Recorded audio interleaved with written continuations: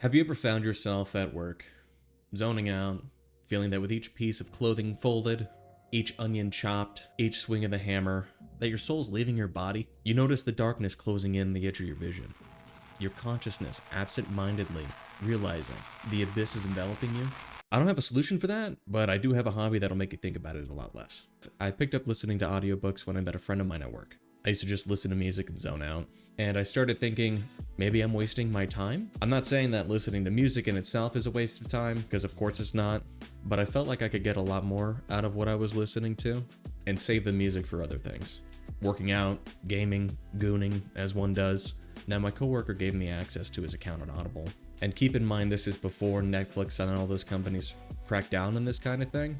And he suggested that I check out He Who Fights with Monsters. It's an audiobook on Audible, and I'd never really considered listening to an audiobook at the time, so I decided to give it a shot.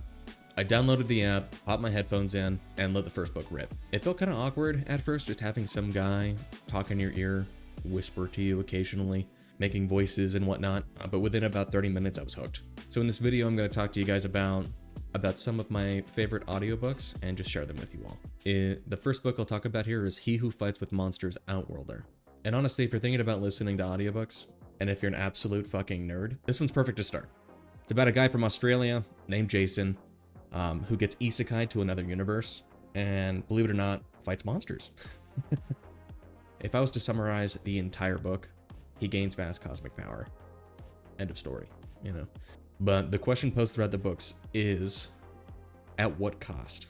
Does the power change you? Does it always corrupt? Does it make you insufferable? What, when you have it, will your new power enable you to do, where maybe before you thought was evil? So this is a lit RPG, and if you're not familiar with that term, it's a literary role-playing game. The theme of these kinds of books is the main character generally goes on quests and gets stronger. Usually there's magic involved, you level up, you get stronger, and learn who you are. Simple. And for this particular book, the leveling system, if you could call it that, is really, really well thought out. It's incredibly thrilling when Jason gets a new magic power. This whole series is still ongoing. At the time of me writing this, it's got like 13 books out. The series is structured into 3 book arcs for the most part. And if you're interested in my short, partially spoilerous thoughts on them, stick around for about 30 seconds, otherwise just skip this part. The first arc's a masterpiece. Nothing bad to say about it. Everything was amazing. I refuse to say more. You just gotta read it, or listen to it. Now the second part is kinda hit or miss, but Shade never missed, huh? Now what comes with almost all of these lit RPGs is, obviously there's combat, it's a game. Jason ends up having to fight a lot, and his morals start to shift over time, and he questions whether or not what he's doing is right or wrong, right? And in the words of Nietzsche, he who fights with he who fights with monsters should look to it that he himself does not become a monster. And if you gaze long into an abyss, the abyss also gazes into you. So we get to see Jason's journey through that. And at this point, in the second arc, he just can't resist violence. Or maybe he doesn't want to. He also starts his Batman arc, but not in like a cool, brooding way, more in a Discord mod, gets magic powers, and wants to be Batman kind of way. It's important to read the second arc if you really like the series, because in the third arc, we get back to baseline. Now we're at books 7 through 9, and we kind of come back to our center a bit here. It's a mix of the first arc and the second arc. Jason now feels bad about a lot of the stuff he did, and now he's in rehab to fight his Discord mod urges. He starts doing quests again and kind of goes back to his roots here. That's about it. And then we get to the fourth arc. This is books 9 through 12. Whatever the author was doing before, Mr. Shirtaloon, he just absolutely cooks with how emotional this gets. I don't know where this was hiding, but he lets it all pour out in this arc, and it's very, very rewarding, very sad. I bawled my fucking eyes out, and I don't do that often. So it was kind of nice. It's really emotional. The fights are really exciting and the stakes are high. At some points in the later books, it feels like maybe some things have been lost along the way. Some plot points don't get addressed. You'll know what I'm talking about if you listen to it. Maybe they will later, who knows, hopefully they do. But Jason's in his best headspace yet. He's accepted that he's addicted to violence, but now he's a functional addict. Book 12 is kind of pointless. It's forgettable. It's pretty much One Piece filler where you should read it, but nothing happens. But then something later on is going to come up, and it's going to make you regret not reading it. Ultimately, He Who Fights with Monsters is one of the most, in my opinion, iconic lit RPG stories on the Audible platform. Maybe that's just because it's my first book, but frankly, I've listened to some really lazy writing. Shirtaloon, the author, seems to really care about his story. It's really hard to rate this one with how much it jumps around, but I can say with confidence that the first arc, the first 3 books, is a 9.5 out of 10. I'm not a ratings guy, but I'm going to try to rate these things. But yeah, if you're going to listen to any audiobook, try out He Who Fights with Monsters, at least the first 3 books. You're not going to regret it.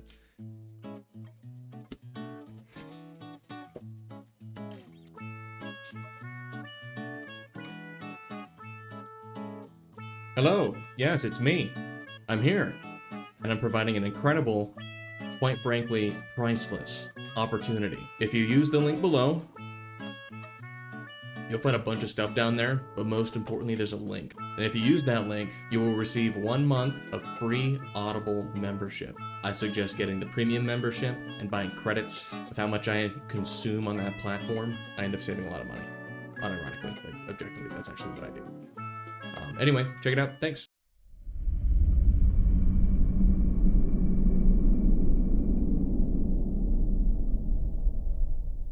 So the next book is The Wandering Inn. This section's going to be a little bit shorter. It's got a lot more material.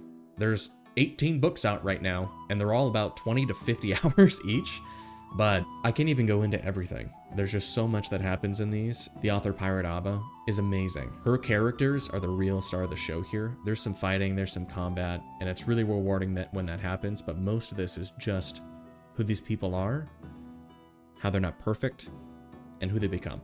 There's not a single one of these that is not worth listening to.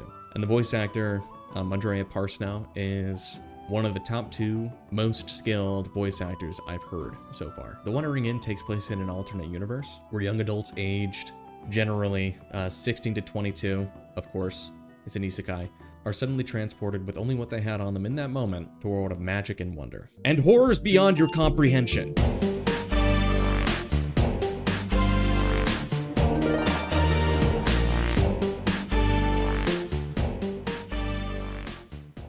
Most of the story surrounds Enuryn, a young woman who, while trying to go to the bathroom in the middle of the night, finds herself in another world running for her fucking life. She would, you would guess, discovers an inn and finds herself its keeper. She becomes an innkeeper. That's her class in the book. Part of what makes this a lit RPG is its class system. In this world, what you do makes you who you are. And the people of this world take it to its logical conclusion. They identify with their classes, they are what they do. As you get better at what you do within your class, you gain a skill of varying strengths to make your role easier, whether it be an innkeeper, a cleaner, a warrior, or a king. And then you add what the people of our world are capable of without skills or classes, and we begin to see why, perhaps, people from our world were sent here. The author takes you on adventures from the perspective of a wide range of characters, all surprisingly complex, imperfect, and driven by unique motivations. Every last one of them. Every last one of these books is worth a listen. My only fear is that one day the author will get bored and stop writing before we get to 50 books.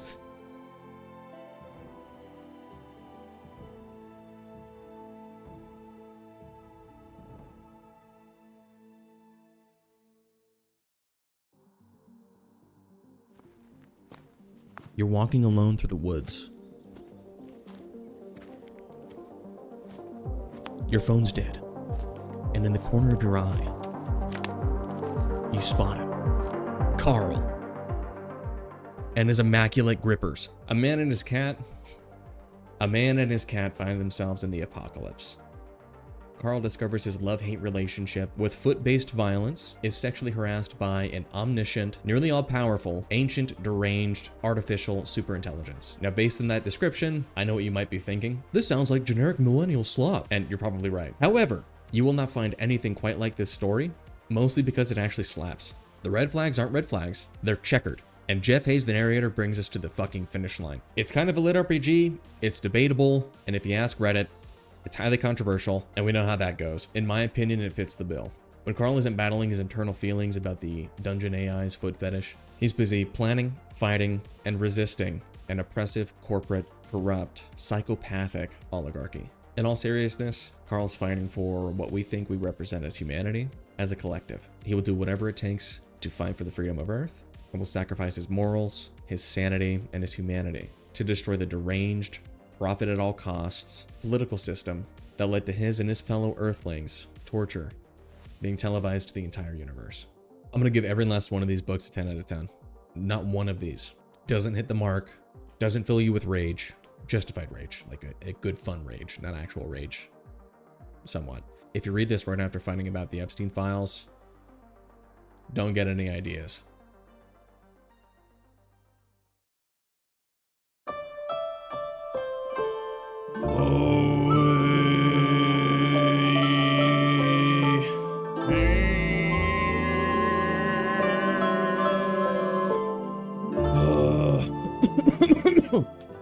Alright, so Path of the Berzerker. So this one's a cultivation-based novel where you follow a surprisingly very angry young man who has one handful of children his age, handpicked to survive the invasion of the Yi Empire. Old enough to remember what life was like before re-education into their alien culture. The man is literally too angry to die, and that's pretty much the whole premise. The voice actor really sells it on this one. They usually do, but for a book of this nature, he takes it to another level. Aside from the voice actor for Dungeon Crawler Carl, this guy knows how to sell the grit and the rage required for some of these scenes. So I'm a little afraid to check the race of this guy, because a lot of the characters are loosely Chinese, I think, and he lets it rip, totally whole hogs it. He really sells the idea that you're being berated by a Chinese noble. There's lots of really exciting, satisfying fights, and the progression of his strength and all that is solid. This one's pretty fun. It's not groundbreaking, but it's definitely worth a listen.